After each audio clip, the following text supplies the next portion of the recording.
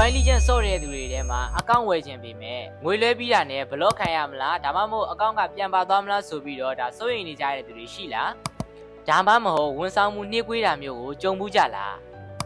ဒီပြဿနာတွေအားလုံးကို streamer 10 လပိုင်းဒါဝေကြီးကအဆုံးသတ်ပေးမှာပါသူစီမှာအကောင့်ဝယ်မယ်ဆိုရင်လူကြီးမင်းတို့အနေနဲ့စိတ်ချရအောင်အရင်ဆုံးဗီဒီယိုကောခေါ်ခိုင်းပါတယ်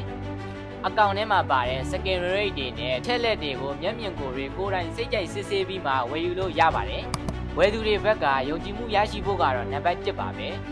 ဂျားတွေမကသေးပါဘူးအကောင့်လုံခြုံရေးကိုလည်းတရားခိုင်တော့အာမခံပေးထားတဲ့အတွက်ဝယ်ပြီးသွားလို့ရှိရင်လည်းအကောင့်ကိုစိတ်အေးလက်အေးနဲ့ဆော့ရုံပါမယ်အကောင့်သစ်တွေ second land တွေနဲ့ gift ပွဲတွေကိုအပတ်တိုင်းပေးနေတာဖြစ်တဲ့အတွက် follow မလုပ်ကြသေးဘူးဆိုရင်တော့အခုပဲ follow လုပ်ထားလိုက်ပါဒီဗီဒီယိုရဲ့အောက်မှာကျွန်တော် mention ခေါ်ပေးထားပါတယ်ကဲကုန်းမဒါယုံကြည်စိတ်ချရတဲ့သူဖြစ်တဲ့အတွက်ဒါကျွန်တော်ပြန်ပြီးတော့ promote လုပ်ပေးတာပဲဖြစ်ပါတယ်ခင်ဗျာကျွန်တော်ကတော့နေတော့ပါ